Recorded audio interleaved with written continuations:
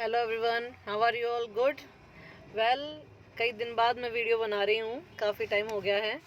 और फाइनली आज मैं जिस चीज़ के रिगार्डिंग ये वीडियो बना रही हूँ, ये है चंडीगढ़ का पीजीटी एग्ज़ाम। आप सब इसका वेट कर रहे होंगे कि एग्ज़ाम कैसा आएगा, क्योंकि हमें नेट पे भी कोई इसके प्रीवियस कुछ पेपर्स हमें मिले नहीं, तो क्यूरियोसिटी बनी हुई है कि पेपर में क्या होगा। वेल, अभी मेरा जनरल पेपर ही हुआ है, पार्ट ए।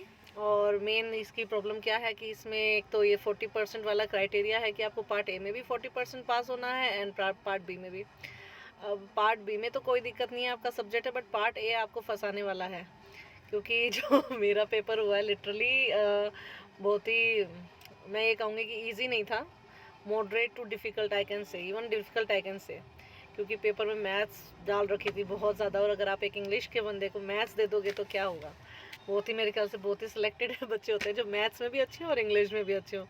तो बेसिकली जो पेपर था, एक तो ये 40% वाला इशू, प्लस इसमें नेगेटिव मार्किंग भी, तो आप मन चाहे भी नहीं मार सकते हैं इसमें ना, तो काफ़ी समस्याएं हो जाती हैं।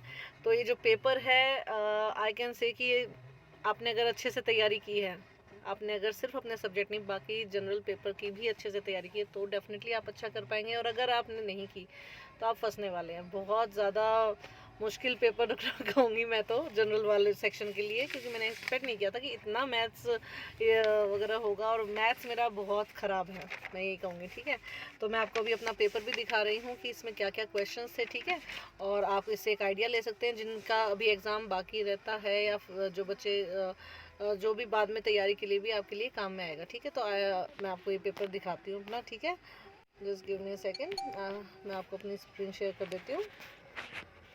देखिए, ये पेपर है आपका। इसमें बेसिकली जो फर्स्ट आप खुद ये देखेंगे कि क्वेश्चंस ऐसे डिफ़िकल्ट थे।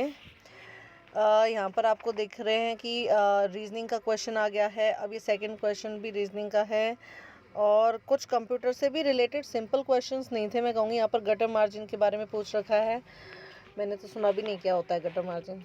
चलो आगे देखो, इसमें बेसिकली ये भी फिर से आपका मैथ्स रीजनिंग वगैरह जैसे ही क्वेश्चंस डाल रखे हैं। फिर कंप्यूटर का आ गया बीच में, ऐसा नहीं है कि सारे एक ही जगह आ गए हैं। ठीक है, और फिर यहाँ पर कुछ आपका जनरल अवेयरनेस के रिगार्डिंग भी आ गया कि पटचित्र कौन पेंटिंग के रिगार्डिंग भाई ये जीआई टैग मिला हुआ है क्या, टेम्पल ट्रेडिशंस में है, क्या है ये। फिर नेक्स्ट में आपका आ गया आयुष्मान भारत के रिगार्डिंग की, ये जो प्रधानमंत्री जन आरोग्य योजना है, इसके रिगार्डिंग आपका क्वेश्चन आ गया है।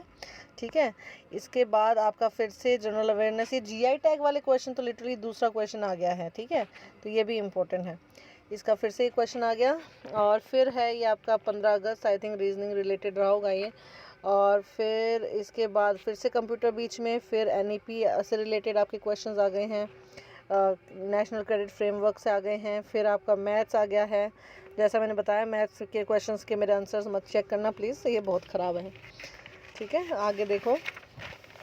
हाँ, आगे फिर से आपका जो क्वेश्चन है, फिर से ये कुछ मैथ जैसे ही लग रहे हैं मुझे। ठीक है, ये भी मैथ्स ही है। और इसके नीचे ये वाला मुझे थोड़ा सा 18 वाला, थोड़ा मैंने सब ऑप्शंस को देख के किया था, सब में मैंने 0 1 वगैरह लगा दिए थे कि कैसे तो आंसर आएगा ये।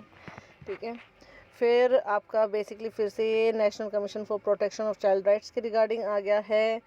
और इसके बाद आपका कंप्यूटर, जैसे कि मैंने कहा कंप्यूटर के भी मतलब ऐसे ऐसे क्वेश्चन आएंगे, ऐसा नहीं कि आपका नॉर्मल एमएस एक्सेल या वर्ड से कुछ सिंपल सा आ गया है। ये स्प्रेडशीट के काफ़ी दे रखे हैं। सॉरी, अभी मैं आपको फिर से दिखाती हूँ। यस, फिर इसमें देखिए आप रीजनिंग से आ गया है, और एक ही यस स्प्रेडशीट का मैंने जैसे आपको बताया। फिर से ये एक एमएस पावर पॉइंट से आ गया है। ठीक है, फिर आपका ये रीजनिंग आ गया है, एंड देन फिर ये एलसीएम, फिर से एलसीएम डाल दिया इन्होंने, सब मिक्स कर रखा है। फिर ये वाला मुझे अच्छा लगा था, डायरेक्शन वाला। ठीक है, ये मेरा मुझे लगता है ठीक ही होगा। फिर मैथ्स ख़राब। फिर इसके बाद फिर से ये देखो कोर्ट केस के रिगार्डिंग आ गया है, पता नहीं कौन सा था। फिर आपका ये 26 वाला क्वेश्चन है, ये भी कुछ रीजनिंग जैसा, मैथ्स पता नहीं क्या है। मुझे तो रीजनिंग मैथ सेम से लगते हैं, थोड़ा सा ही फ़र्क, कुछ सिंपल रीजनिंग तो चल जाएगी, मैथ जैसे दिमाग ख़राब करती है। ये मैंने छोड़ दिए 2 क्वेश्चन, मुझे बिल्कुल नहीं आइडिया था क्या है ये। फिर आपका फिर से कंप्यूटर के रिगार्डिंग आई थिंक आ गया ये। ठीक है, आपको बताना है सबस्क्रिप्ट और होम टैब में सुपरस्क्रिप्ट क्या होती हैं, क्या फ़ॉन्ट होता है, ठीक है। फिर इसके बाद आपका ये डेटा कॉलम और इसके रिगार्डिंग कुछ क्वेश्चन आ गए, ये भी कंप्यूटर से रिगार्डिंग है। वेल अब थोड़े से क्वेश्चन ऐसे मुझे लग रहे थे कि हाँ थोड़ा मुझे भी पता है आंसर शायद कुछ एक का, वैसा कुछ आया, इंग्लिश का आया, ठीक है। और इसके बाद आप दे सकते हैं कि ये आपका रीअरेंजिंग ऑर्डर का एक क्वेश्चन आ गया। फिर आपके बेसिकली यहाँ पर ये 4-5 क्वेश्चन ही आए हैं इंग्लिश के, ठीक है, 4 हैं और एक रीअरेंजिंग का हो गया, ठीक है। फिर इसके बाद आपका आ गया है हिंदी के भी आप देखिए कि ये वाले क्वेश्चंस हैं 36 to 45 क्वेश्चंस हो गए, ठीक है। और फिर इधर आपका कुछ ये आपकी पेडागोजी रिलेटेड क्वेश्चंस आ गए हैं, ठीक है। फिर से आपका NEP आ गया और इसके बाद आपका आ गया पर्सन्स विद डिसेबिलिटी एक्ट, इसके रिगार्डिंग ये कुछ है। और फिर आपका ये फिर से नेशनल असेसमेंट, ये जो आपका NEP वगैरह 2020 आया ना, बहुत इंपॉर्टेंट है ये। सॉरी फिर से मुझसे हो गया गड़बड़। फिर आपका है कॉन्क्रीट थिंकिंग, ये आपका फिर से टीचिंग एप्टीट्यूड समथिंग वो आ गया है, पेडागोजी। और फिर ये 4 पंजाबी जो कि आई एम कम्प्लीटली ज़ीरो, मुझे समझ नहीं आ रहा कि इसको बोलते क्या है। तो जिसको थोड़ी बहुत पंजाबी आती है उसके लिए आई थिंक ये नॉर्मल से होंगे, बट कुछ अजीब सा लग रहा है, क्या है पता नहीं। तो बेसिकली आपने क्वेश्चंस देख लिए होंगे, ठीक है। इसके पीछे आपको एक अपना रफ वर्क के लिए शीट भी दी गई है, ठीक है, रफ वर्क कर लेना, मैंने तो वहीं कर लिया जितना हो सका, ठीक है। तो बेसिकली क्वेश्चन जो है, क्वेश्चन पेपर आप समझ ही गए होंगे कि कैसा है, ठीक है। इजी नहीं है, मेरे लिए तो इजी नहीं है, हो सकता है आपको इजी लगे, it depends on your preparation. मैंने तो जनरल साइंस सेक्शन की प्रिपरेशन कुछ खास की नहीं थी, क्योंकि आज तक जितने भी टीचिंग के पेपर दिए हैं उसमें कुछ ठीक ठाक ही रहा है, ऐसा ऐसे इतना मैथ्स नहीं था तो बेसिकली थोड़ी सी समस्या ज़्यादा हो गई मेरे लिए, बट होपफुली पार्ट बी मेरा मुझे लगता है कि अच्छा हो जाना चाहिए, होपफुली, लेट्स सी। अब पता नहीं वो पेपर भी कैसा आएगा।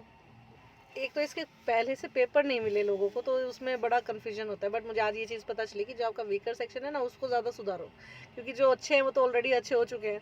मुझे मैथ्स पे काम करना चाहिए था, पर मैंने नहीं किया, कोई नहीं, let's hope for the best, ठीक है। और आपका पेपर अच्छा हो, आई जस्ट विश दैट। और अगर आपको वीडियो ये अच्छा लगा हो तो लाइक, सब्सक्राइब एंड शेयर करना बिल्कुल ना भूलें, ठीक है। मुझे बहुत मोटिवेशन मिलती है जब आपके कमेंट्स और लाइक्स वगैरह आते हैं। और अगर कमेंट में कुछ भी आपको पूछना है अगर आप मुझे बता सकते हैं, ठीक है। So that's all for today, thank you so much.